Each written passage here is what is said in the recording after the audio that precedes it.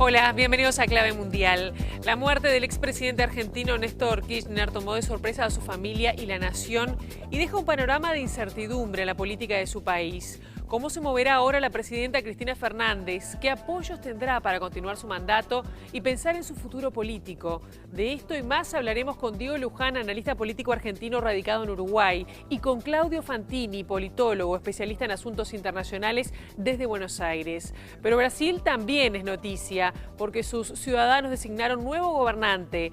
Dilma Rousseff será la nueva presidenta de la potencia emergente más grande de la región. ¿Qué nos depara esta elección? ¿Cuándo se verán los cambios y cómo será esa impronta? Serán algunos de los temas que analizaremos con el politólogo Miguel Serna. Pero muchas otras cosas pasaron a nivel internacional esta semana. Estados Unidos incrementó las medidas de seguridad en los aeropuertos tras el hallazgo el viernes en aviones de carga en Reino Unido y Dubái de dos paquetes que presuntamente contenían explosivos procedentes de Yemen y que estaban destinados a miembros de la comunidad judía en Chicago. Las autoridades informaron que los pasajeros serán sometidos a pruebas de seguridad adicionales, como registros con perros, inspecciones corporales y métodos de detección de explosivos.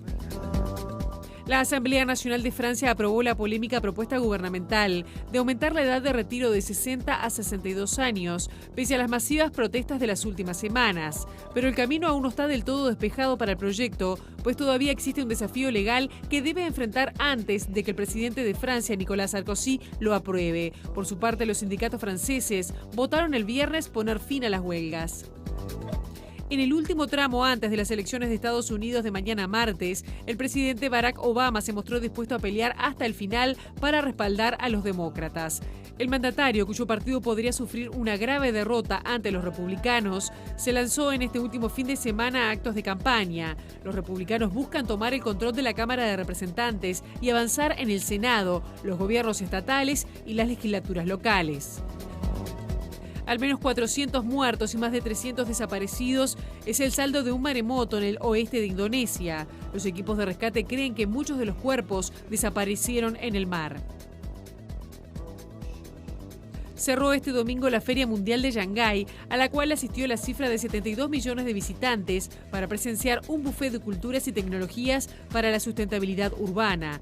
La muestra de 6 meses tuvo el propósito de exhibir el surgimiento de China como una potencia industrial moderna. La muerte de Néstor Kirchner cambia radicalmente el mapa político de Argentina. Para tratar de comprender qué es lo que se viene, estamos recibiendo desde Buenos Aires a Claudio Fantini, quien es politólogo y especialista en temas internacionales. Claudio, bienvenido a Clave Mundial. ¿Cómo estás? ¿Qué tal? Muy buenos días, un gusto saludarte. El gusto es nuestro. Antes de analizar de cuáles van a ser los pasos siguientes y para destrabar, digamos, o ver cómo va a seguir esta incertidumbre que dejó la muerte de Kirchner, ¿cuál es el legado? ¿Cómo va a ser recordado el expresidente? Bueno, yo creo que el fenómeno de la muerte en sí provoca un cambio sustancial en la propia percepción y realidad de Néstor Kirchner, ¿no? La muerte... Desde mi punto de vista, Néstor Kirchner nunca fue un líder, sino que fue un jefe, ¿no? Un jefe con rasgos a veces de patrón verticalista, que solo sabía gobernar con mucho poder y que tenía bajos grados de tolerancia al disenso dentro de las propias filas y obviamente a la crítica desde la oposición. En la Argentina ha muerto un jefe y ha nacido un líder, o sea, Kirchner se convierte en líder después de su muerte, porque en la política argentina y particularmente en el ámbito de la izquierda y del peronismo, la muerte coloca la política en el terreno de las emociones y ese es el ámbito donde se mueve mejor la izquierda kirchnerista, ¿no? Me da la impresión de que si la oposición a duras penas podía lidiar con el jefe, que era Néstor Kirchner, mucho más difícil le va a ser lidiar contra ese líder espectral en el que se ha convertido y sobre el cual en este momento se está construyendo una suerte de mito. Por eso son tantos los interrogantes que se despiertan a partir de este acontecimiento que marca la política argentina y que mueve el escenario político argentino. Claro, Fantini, pero si hablamos de la figura de lo que hizo durante su mandato, que hizo cosas realmente polémicas, innovadoras, muy criticadas y por otro lado también muy apoyadas por distintos espectros de la población, ¿cuáles destacaría? Las cosas buenas, los cambios buenos que hizo desde mi punto de vista es terminar con las leyes de impunidad que impedían la realización de juicios a quienes habían cometido asesinatos, torturas, en términos generales, violaciones a los derechos humanos en la última dictadura militar.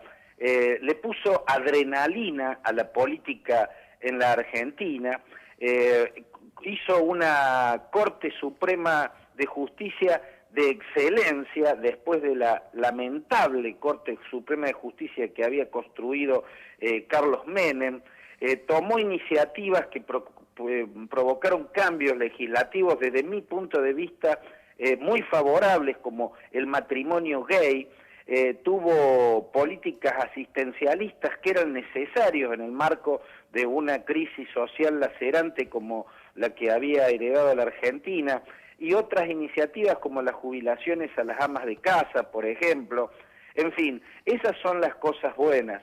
Claro. Como legado negativo, Néstor Kirchner deja la política de la intolerancia, la ideologización basada en la intolerancia, la no aceptación del disenso en las filas internas porque el oficialismo tenía una suerte de estructura con verticalidad militar, donde si no había subordinación total, al menor esbozo de crítica se era expulsado del terreno oficialista, y así el gobierno fue perdiendo figuras muy importantes, como primero que nada el ministro de Economía Roberto Lavagna.